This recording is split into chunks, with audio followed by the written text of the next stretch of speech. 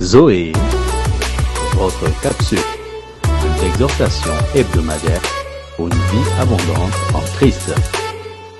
Zoé, une vie abondante en Christ.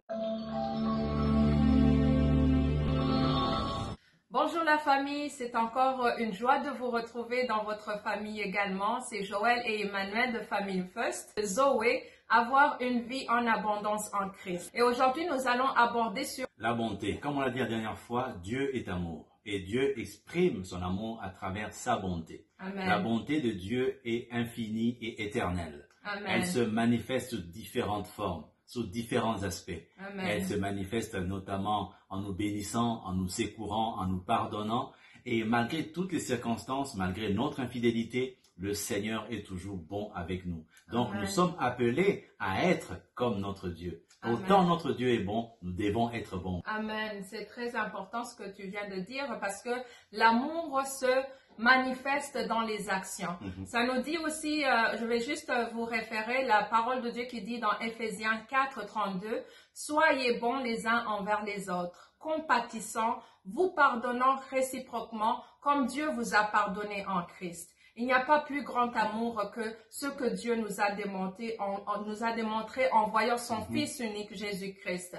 Il a donné ce qu'il avait de meilleur. Donc, lorsque on est bon, on a des actions de bonté. On a des actions qui démontrent notre cœur rempli de la bonté de Dieu. Comme nous dit, on est en train d'apprendre à comment avoir cet amour inconditionnel comme Dieu nous l'apprend. Alors aujourd'hui, on va définir comment on peut démontrer donc cette bonté. On peut l'exprimer dans la bonté qui s'exprime par la grâce. La grâce, c'est le pardon que l'on donne à son conjoint, que l'on donne à des personnes de nos familles, peut-être qui nous ont fait du mal. Donc, on dit aussi dans 1 Corinthiens 1,4, « Je rends à mon Dieu continuellement des actions de grâce à votre sujet pour la grâce de Dieu qui vous a été accordée en Jésus-Christ. » Donc, accorder la grâce, c'est donner le pardon à notre conjoint que peut-être ne le mérite pas. Une grâce, c'est quelque chose qui est immérité. Ça démontre ce cœur qui est rempli de bonté. Tout à fait, tout à fait. En plus de la bonté qui est démontrée à travers la grâce, il y a aussi la bonté qui est exprimée à travers la douceur. Amen. Il y a des fois des chicanes qui peuvent intervenir dans le foyer, n'est-ce pas?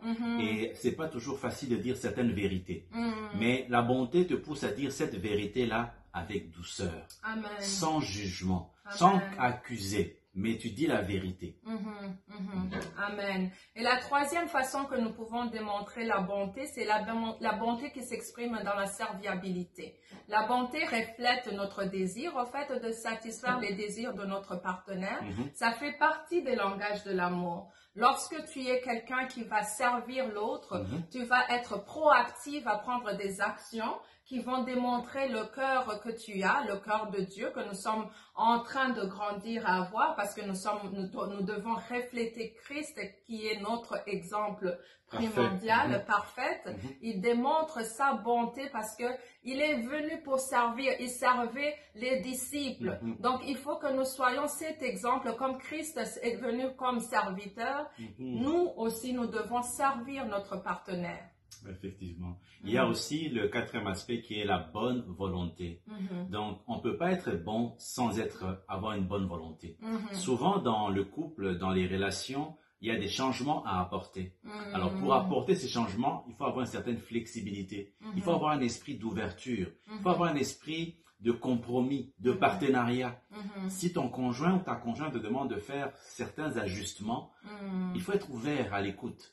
C'est ça, avoir la bonne volonté de pouvoir cheminer ensemble. C'est un travail d'équipe. On ne peut pas cheminer ensemble sans avoir de la bonne volonté. Amen. Et pour finir, on peut dire aussi que la bonté s'exprime dans l'initiative.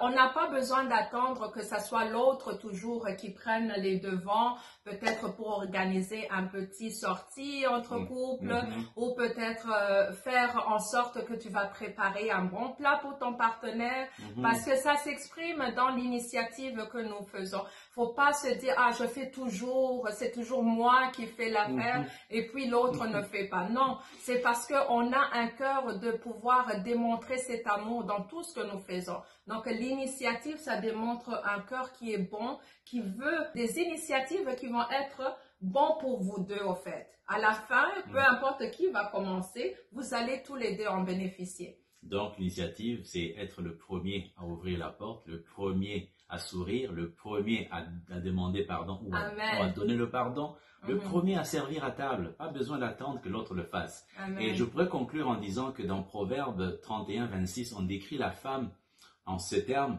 elle ouvre la bouche avec sagesse et un enseignement plein de bonté et sur sa langue. Donc, j'invite les femmes, j'invite les mamans à ouvrir leur bouche pour déclarer des bontés. On va parler aussi à vous, les maris.